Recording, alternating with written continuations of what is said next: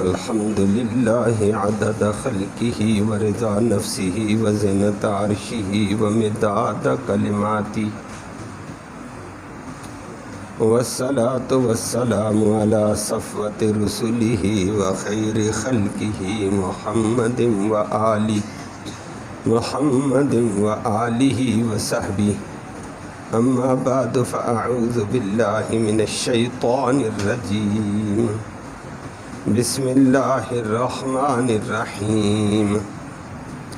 حرمت عليكم أمهاتكم وبناتكم وأخواتكم وعماتكم وخالاتكم وبنات الأخ وبنات الأخت وأمهاتكم اللاتي أرضعنكم وأخواتكم من الرضاعة وأمهات نسائكم وربائبكم اللاتي في حجوركم من نسائكم اللاتي دخلتم بهن فإن لم تكونوا دخلتم بهن فلا جناح عليكم وحلائل أبنائكم الذين من أصلابكم وأن تجمعوا بين الأختين إلا ما قد سلف إن الله كان غفورا رحيما.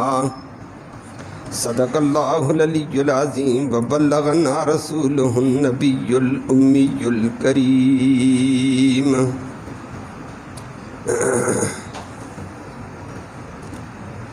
قابل تکریم معزز سامعین کرام، تسلسل کے ساتھ ان عورتوں کا تذکرہ آپ سماعت کر رہے تھے جو عورتیں نکاح میں لانی حرام ہیں، اور اس کا ایک سبب بتا دیا تھا، باپ کی منکوحہ سے کسی وقت بھی نکاح نہیں ہو سکتا. پھر حرمات نسبیہ 7 عورتوں کا ذکر آپ نے سنا. نمبر 2، پھر حرمات رضاعت کے اعتبار سے، دودھ پینے کے اعتبار سے حرام ہونے والی عورتوں کو آپ نے سن لیا تھا.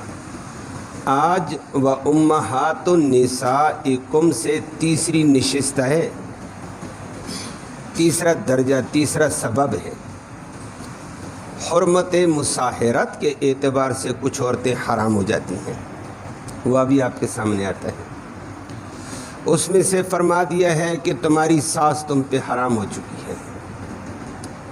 نمبر 2 فرمایا تم نے کسی دوسری عورت سے نکاح کیا، اس کے ساتھ بچی آ گئی ہے، عورت سے نکاح کر دینے کے بعد تم نے اس کے ساتھ رات گزار دی ہے، تو وہ بچی جوان تھی، بعد میں اس بچی سے نکاح نہیں کر سکتے ہو، وہ پکی حرام ہو چکی ہے. ہاں، اگر عورت سے صرف نکاح ہی کیا تھا، رخصتی نہیں ہو پائی، آپس میں خلوت صحیحہ نہیں ہوئی ہے، پھر اس عورت کو چھوڑ کر اس کی بچی سے نکاح کرتے کو ہو جائے گا. پھر اسی طریقے پہ فرما دیا تیسرے درجے پر تمہارے سلبی بیٹے، نسبی بیٹوں کی بیویاں بھی تم پہ حرام ہیں، یہ تمہاری بیٹی کی طرح بہو ہوتی ہے، بہو حرام. اور پھر ایک اور بات ذکر کر کے فرما دی آخر میں کہ 2 بہنوں کا اکٹھا نکاح میں رکھنا بھی حرام ہے. یکے بعد دیگر جائز، لیکن اکٹھا نہ جائز. سابقہ کسی نے غلطی کر دی، فرمایا وہ ہو گئی جو ہو گئی ہے، اب آئندہ کرو گے تو بڑا گناہ. سابقہ پر توبہ کرو، غفلت میں تھے، لا علمی میں تھے، توبہ کرو اور بچو، وہ اللہ معاف کرنے والا ہے. لفظی ترجمہ سماعت فرمائیں، لیکن میں نے عرض کیا جہاں سے حرمت مصاہرت کا جملہ چلتا ہے وہاں سے بات ہوگی.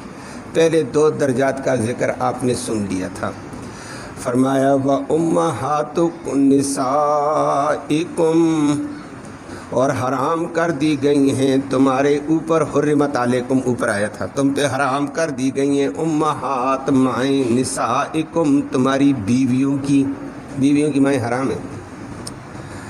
اور نمبر 2 ربائب، اور ربیبہ بچیاں، کم تمہاری، اللتی وہ بچیاں، فی حجورکم جو تمہاری پرورش میں پل رہی ہیں.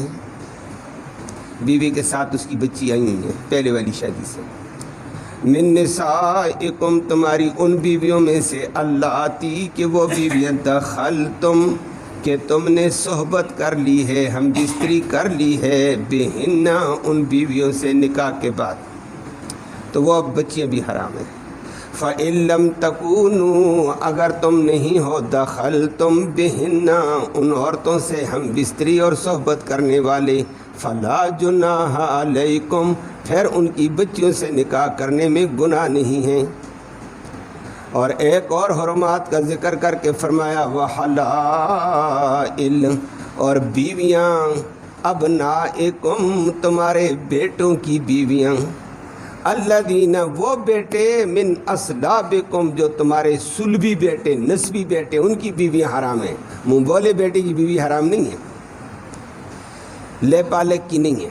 وَأَن تَجْمَعُوا اور یہ کہ جمع کر دینا بین الاختین دو بہنوں کے درمیان، دو بہنوں کو نکاح میں جمع کر دینا یہ بھی حرام، الا ما قد سلف مگر جو بات گزر گئی گزر گئی۔ ان اللہ بے شک اللہ رب العالمین کان ہے غفوراً بخشنے والا، رحیما مہربان۔ اللہ ہم سب پہ مہربانی فرمائے، حقیقت سمجھنے کی توفیق نصیب فرمائے۔ حرمات کا تذکرہ چل رہا تھا اور اس کے سبب بھی آپ کے سامنے آ رہے تھے کہ وہ عورتیں جو بعض نسب کی وجہ سے بندے پر حرام ہو جاتی ہیں ان کا نکاح جائز نہیں ہوتا ہے۔ نمبر 2 پھر فرما دیا کچھ عورتیں، بے شمار عورتیں ایسی ہیں جو دودھ پینے کی وجہ سے حرام ہو جاتی ہیں۔ تیسرا درجہ آ جایا حرمت مساہرت کو، اس کو حرمت مساہرت کہتے ہیں کہ کچھ عورتیں حرمت مساہرت کی وجہ سے حرام ہو جاتی ہیں۔ وہ کیا ہے جی؟ کہ کسی عورت کے ساتھ شرعی طریقے سے جوڑ گیا، یا اللہ معاف فرمائے ناجائز طریقے سے جوڑ گیا، ان عورتوں کی مائیں بیٹیاں حرام ہو چکی ہیں۔ اس میں سے ایک سبب ذکر کر کے فرما دیا ہے وَأُمَّهَاتُ نِسَائِكُمْ تمہاری بیویوں کی مائیں حرام ہو گئی ہیں۔ بیوی کی ماں ہمارے لفظوں میں اس کو ساس کہتے ہیں، یہ پکی حرام ہو چکی ہے، چاہے بیوی آج نکاح میں موجود ہے، چاہے بیوی فوت ہو گئی ہے، چاہے بیوی کو طلاق دے دی تھی، چاہے بیوی بھاگ کر چلی گئی تھی، کچھ بھی ہو جائے اس کی ماں جس کو ساس کا لفظ دیتے ہیں یہ ماں کے درجے کا احترام ادب رکھتی ہے اور یہ پکی حرام ہو گئی ہے۔ اور یہ بھی قرآن نے بڑے عجیب انداز میں ذکر کیا کہ بیوی کے ساتھ تمہارا نکاح ہو گیا بس ماں حرام ہے۔ اب ماں کی طرف غلط انداز میں دیکھنا ساس کی طرف بھی ناجائز، ساس بھی حرام جو بیوی کی ماں ہے، بلا واسطہ ماں ہے، بالواسطہ ماں بھی ہوتی ہے، بیوی کی ماں نانی وہ بھی حرام، اور اس سے آگے چلے جائیں بیوی کی دادی وہ بھی حرام، وہ بھی ساس ہے، صرف ایک نچلے درجے میں بلا واسطہ ساس ہے، ایک بالواسطہ اوپر والی ساسیں ہیں۔ فرمایا یہ ادب اور احترام ان کے لیے لازم ہے۔ اور ایک اور بات کہتی ہے اللہ اکبر، اسی کے اندر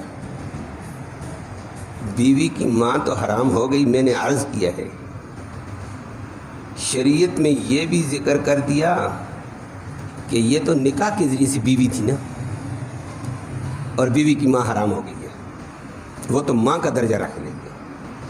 ناجائز تعلقات اگر کسی عورت سے تھے اور عورت کے ساتھ بوس و کنار کر لیا اور یا عورت سے صحبت کر لی، ہم بستری کر لی، تو اس کی ماں بھی حرام ہو چکی ہے۔ اب یہ نہیں ہے کہ بچی سے بھی ایسے تعلقات اور ماں سے بھی بعد میں نکاح کیا جائے، نہ نہ نہ، حرام، شریعت کی تھی حرام ہو گئی۔ اللہ معاشرے کو حیا نصیب فرمائے، پاک دامنی نصیب فرمائے۔ جب دین کا پتہ نہیں تو حدود کراس ہوتی رہتی ہیں، اسی کے ساتھ اگلی بات آ جاتی ہے، تو بیویوں کی مائیں حرام ہیں، اس کا عکس بھی ہے۔ تو گویا دو باتیں ہیں، کسی عورت کے ساتھ جب تعلق جائز یا ناجائز ہو گیا ہے، اس کی اصول بھی حرام ہو گئے، فروع بھی حرام ہو جاتے ہیں۔ اصول سے مراد یہ ساس، نانی ساس، دادی ساس، یہ بھی حرام ہے، اور اگر ناجائز تو اسی طرح اس کی اولاد بھی حرام ہو گئی ہے۔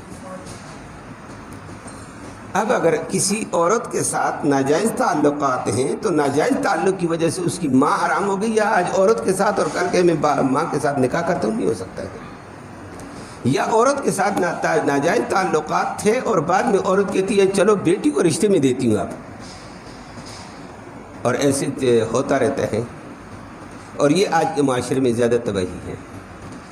بیٹا بنا کر گھر میں رکھتی رہتی ہیں، تو کسی کا اشکال ہوا، بات آگے چلی تو کہتی چلو آپ کو بیٹی کا نکاح کر کے دے دیتی ہوں۔ نہ نہ نہ نہ، ناجائز تعلقات کے بعد بیٹی بھی حرام ہو گئی ہے۔ یہ اس کو حرمت مصاہرت کہتے ہیں۔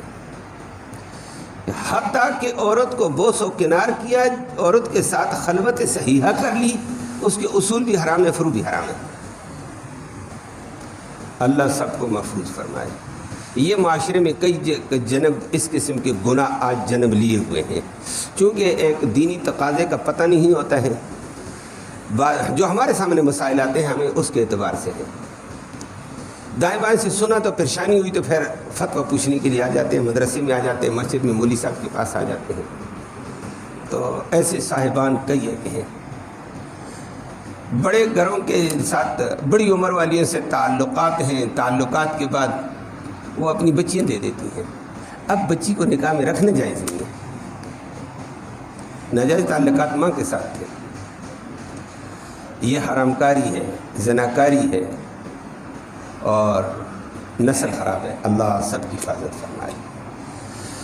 تو دوسری بات ایک اور کہہ دی ہے حرمت مصاہرت کے اعتبار سے۔ حرمت مصاہرت جس کو یوں کہہ دوں دامادی کی حرمت، کسی کا داماد بنا یا تو وغیرہ، بچی کے ساتھ تعلق ہوتا ہے تو داماد ہی ہوتا ہے، لیکن ایک نکاح کی وجہ سے ہوتا ہے، ایک بغیر نکاح کے، دونوں اعتبار سے حرمت۔ فرمائے وَرَبَائِبُكُمُ اللَّاتِي فِي حُجُورِكُم مِّن نِّسَائِكُمْ اللَّاتِي دَخَلْتُم بِهِنَّ۔ کبھی کبھی کسی دوسری عورت سے شادی کی جاتی ہے، عورت اپنی پیچھے سے بچیاں ساتھ لے کر آتی ہے، یا بچیاں چھوڑ کر آئی ہوئی ہے، کبھی کبھی وہ ساتھ لے کر آتی ہے کہ میں شادی تو کروں گی، میرے بڑی بڑی بچیاں ہیں، میں ساتھ لاؤں گی۔ اب عورت بھی ماشاءاللہ صحت والی ہے، جوان کے ہے، بچیاں بھی پیچھے نوجوان ہیں، دوشیزہ ہیں۔ اب اس عورت کو نکاح میں لے لیا، نکاح کے بعد دوسرا کام، نکاح کے بعد اس عورت سے صحبت بھی ہو گئی، ہم بستری ہو گئی ہے، اس کی بچیاں پکی حرام ہو چکی ہیں۔ بعد میں یہ نہیں کہہ سکتا ماں فوت ہو گئی یا ماں کو طلاق دے دی یا ماں ادھر ادھر ہو گئی، چلو بچی سے نکاح کرتا ہوں، بچی تو فلاں بندی کی تھی، ارے اس کی ماں تیرے نکاح میں رہ چکی ہے اور اسے تو نے ہم بستری کر دی ہے، یہ بچی تیری حقیقی بیٹی کی طرح ہو چکی ہے۔ اس پر غلط نظر رکھنا ناجائز، غلط انداز میں دیکھنا ناجائز،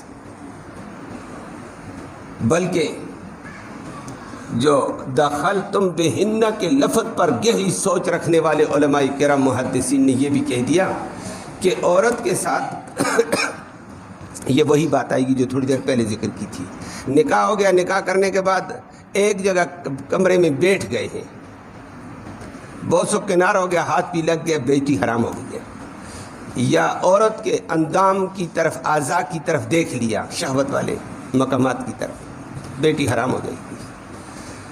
اور ناجائز طریقے سے اگر کسی عورت کے ساتھ اختلاط ہو گیا، مل گیا، بچیاں حرام ہو گئی ہیں۔ لیکن نکاح کے لیے بتایا کہ نکاح اور اس کے بعد بیوی سے ہم بستر ہونا، یا ہم بستر ہونے کی طرح حلوت صحیحہ، آپس میں انصاف کا ہونا ہے۔ آگے قرآن نے کہہ دیا فَإِن تَحُلْتُمْ بِهِنَّ فَلَا جُنَاحَ عَلَيْكُمْ، اگر بن تم نے کسی عورت سے نکاح کیا، صرف نکاح ہی کیا، رخصت کر کے لائی ہی نہیں ہے اور اس کے ساتھ قریب ہوئے ہی نہیں ہے، بعد میں نہ بن پائی، عورت نے انکار کر دیا میں بڑی عمر والی میں شادی نہیں کرتی، یا کوئی اور مسئلہ ہو گیا، جو بھی ہو گیا، معاملہ نکاح ٹوٹ گیا، توڑ دیا، طلاق دے دی، بعد میں نوبت آ جائے بچی سے شادی کرنے کی تو کہتے اب کر سکتے ہیں، صرف نکاح ہوا تھا، باقی تمہاری آپس میں ملاپ نہیں ہوا کسی طریقے سے بھی، پھر جائز۔ اور اگلی بات شریعت مطہرہ میں فرما دی وَحَلَائِلُ أَبْنَائِكُمُ الَّذِينَ مِنْ أَصْلَابِكُمْ، اور تمہارے صلبی بیٹوں کی بیویاں بھی ہمیشہ ہمیشہ تم پہ حرام ہیں۔ بہو صلبی بیٹا ہو، منہ بولا بیٹا، اس کا اعتبار نہیں، اس کی بیوی حرام نہیں ہے۔ وہ صورت احزاب میں اللہ کے نبی کو فرما دیا، نبی لوگوں نے منہ بولا بیٹا ویسے بیٹا بنایا ہوا ہے، یہ تو بیٹا ہے ہی نہیں، غیر محرم ہوتا ہے۔ تو جب بیٹا غیر محرم ہوتا ہے بیوی کے لیے، اور مرد کے لیے بھی دوسرا ہے، تو اس کی بیوی بھی غیر محرم ہوتی ہے۔ تو نبی کا بھی ایک منہ بولا بیٹا تھا زید بن حارثہ رضی اللہ تعالیٰ عنہ، یورپ کی جنگ میں گرفتار ہو کر آیا، غلام نبی نے اس کو پالا پھر بیٹا بنا کر رکھا تھا، وہ لمبی تفصیل۔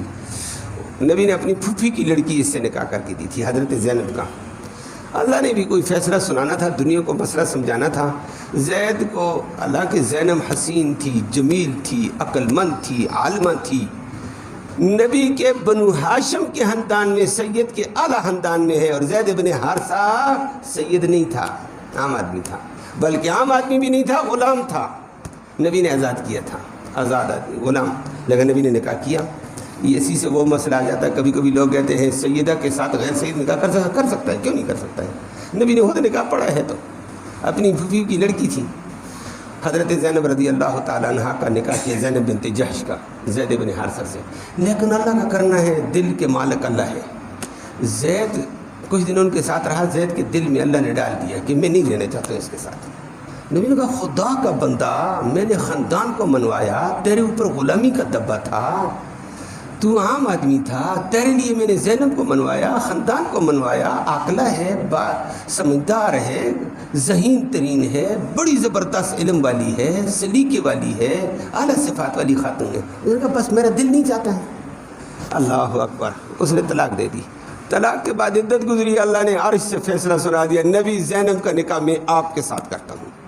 فلما قضى زید منها وطرا، جب زید نے اپنے معاملات طلاق کے ذریعے سے پورے کر دیے، زوجناکہا، نبی ہم آپ کا نکاح زینب کے ساتھ کر دیتے ہیں، اور اس سے رب نے نکاح کر کے فرمایا زینب آج کے بعد آپ کی بیوی ہے۔ منہ بولا بیٹا تھا، اور دنیا کو بتا دیا منہ بولا بیٹا حقیقی بیٹا نہیں ہوتا، اس کی بیوی بہو حقیقی نہیں ہوتی ہے، غیر محرم ہوتی ہے، اس سے نکاح ہو سکتا ہے۔ نبی کے ذریعے سے یہ رسم اللہ نے توڑ کر حقیقت کھلوائی ہے، اور زید کا بھی اسی لیے دل اچاٹ ہوا ہوگا۔ تو فرمایا کہ حقیقی بیٹے کی بیوی بہو جس کو کہتے ہیں، یہ بیٹیاں ہوتی ہیں، یہ حرام ہے۔ بیٹا طلاق دے دے، بعد میں سسر صاحب کہہ دے کہ میں جوان ہوں، ابھی میں شادی کرتا ہوں، یہ ہو جائے وہ ہو جائے، نہیں کر سکتا جناب، بہو صاحب سے نہیں کر سکتا۔ بیٹے نے طلاق دی، دے دی، اور اللہ معاف فرمائے۔ اگر سسر صاحب ناجائز کبھی نظر بٹھا دے اس بہو کے اوپر اور تعلقات قائم کر دے، یہ ناجائز تعلقات سے اسی کو حرمت مساہرت کہتے ہیں۔ بیوی بیٹے کی بیوی کی چھٹی، ناجائز تعلقات سسر نے قائم کیے، بیوی کا نکاح شوہر سے ٹوٹ گیا، اس کا تو بیٹا تھا، بیٹا بہو چل نہیں سکتے، اس کا تعلق سسر سے مل گیا، تو فرمایا وہ بہو ہوتی ہے، بیٹی ہوتی ہے، اور اتنے بڑے جرم کی وجہ سے نکاح ہی ختم، ناجائز وہ بیٹے پر حرام ہو جائے گی۔ باقی لے پالک اس کی بات اور ہے۔ اور اسی زمن میں ایک اور بات ذکر کر کے فرمائی وَأَن تَجْمَعُوا بَيْنَ الْأُخْتَيْنِ، دو بہنوں کو اکٹھا نکاح میں جمع نہیں کر سکتے ہیں، اکٹھا جمع کرنا کہا ہے۔ یہاں ایک بہن نکاح میں تھی، فوت ہو گئی، پھر دوسری نکاح کر لی، یہ جائز۔ وہ بہن فوت ہو گئے اور بھی بہن سے نکاح کر لی، یہ جائز۔ اللہ کے نبی حضرت عثمان بن عفان کو نکاح کر کے اپنی بیٹی رقیہ دی تھی۔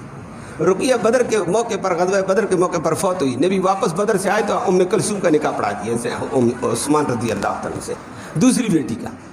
تو آگے پیچھے بیٹیاں نکاح میں دی جا سکتی ہیں ایک شوہر کو۔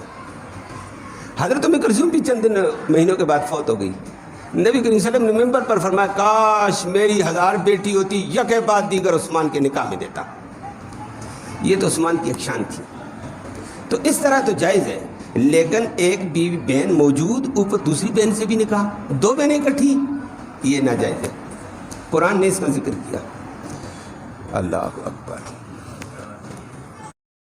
صاحب نے کہا کہ میرے نکاح میں 2 بیویاں ہیں، ایک یہاں ہیں، ایک میں نے جا کر ابٹباد میں رکھ لی، دونوں بہنیں ہیں۔ لا حول ولا قوت۔ اتنی جہالت۔ دنیا کے لیے ہم تیز ہیں، دین سننے کے لیے تیار نہیں، دین کی مجلس میں آنے کے لیے تیار نہیں۔ وہ میں نے کل پرسوں بھی ذکر کیا، پرسوں ترسوں जुम्मे का बयान होता आधे घंटे का, हम उसके लिए भी कोशिश करते हैं सबसे आखिर में आएं और एक दो रकात मिले, वाह सलाम फिर ठका ठक जूतियाँ मस्जिद में फेंक रहे हैं, मस्जिद का भी एहतराम नहीं होता है, जा रहे हैं हम। फिर भाई हमारा क्या हशर होगा, फिर तो ये हालात आएंगे। ये मैंने उन साहिबान का जिक्र किया जो मौलवी को सलाम करते हैं तो कुछ न कुछ लिहाज है, उनका ये हाल है। जो मौलवी को सलाम ही नहीं करते उनका हाल पूछो क्या होगा।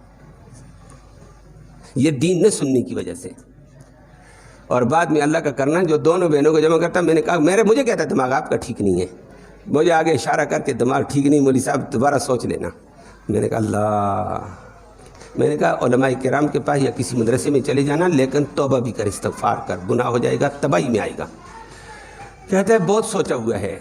मैंने भी फतवा लिया और मेरी सास साहिबा ने भी फतवा लिया, और सास बड़ी खुश हुई है इस बात पे कि दोनों बहनें इकट्ठी रह जाएंगी। ला हौला वला कुव्वता इल्ला बिल्लाह। दो बहनें दो भाइयों के निकाह में इकट्ठी रखो, ठीक है, एक बंदे के पास तो नहीं रह सकती, कुरान कहता है, लेकिन जहालत हमारी इतनी। बाद में मुझे मिला, ये 1.5 साल की पहले की बात है, अभी चंद दिन पहले गुजरते हुए गया, दिल नहीं चाहता था लेकिन फिर भी ऐसे तेज़ी से गुजरा एक जगह से। मैंने कहा अस्सलाम वालेकुम, तभी ठीक है, आजकल आप बहुत तेज़ चलते रहते हैं, बातें हो, मेरा दिमाग खराब। मैंने कहा अज़ाब इलाही आएगा, तौबा करो, सास को भी कहो तौबा, तू भी तौबा कर, तू तो कभी कभी नमाज में भी नज़र आता था, आजकल तेरा ये हाल है। तो अभी 1.5 साल मिला, कहता है जी पता नहीं है, आप लोग बद्दुआएं करते रहते हैं, मस्जिदों में जाते हैं बद्दुआएं करते रहते हैं, वो दूसरी भी चली गई है, कहते चली गई है। मैंने कहा वाह सुभान अल्लाह, हुदूद न क्रॉस करो, अल्लाह ने एक रहमत का दीन दिया, उसी रहमत वाले दीन को कबूल करो। तो दूसरी ने भी जाना ही था। मैंने कहा पर मरने के बाद देखना क्या अशर हो जाएगा, खुदा का बताओ, उसके लिए जल्दी जल्दी तौबा कर, दुनिया में वालिद को भी कहो तौबा करो, सास साहिबा को भी कहो तौबा करो, इला आखिरी। ऐसा हाल हमारा ये शरी हुदूद के अंदर ये है, दुनिया तबाह है। इसलिए मस्जिद और मिंबर के साथ जुड़ना मौजूदा दौर में ज़रूरी है, नहीं जुड़ोगे तबाह हो जाएंगे हम। दीन वालों के साथ बैठना चंद मिनटों का ज़रूरी है, ईमान बचे, कुछ हुर्मत और हलाल के तकाजे तो पूरे कर सकें हम। आखिर में अल्लाह ने फरमा दिया है इन्नल्लाह कान गफूर रहीमा, इस गलतियों से बचो। साथ का जो हो गया अल्लाह बचने वाला मेहरबान है, लेकिन दीन बयान होने के बाद फिर इसके बाद जवाज़ नहीं होता है, जो गुजर गया गुजर गया। अल्लाह हम सबको दीन के तकाजे पर अमल की दो। अल्लाह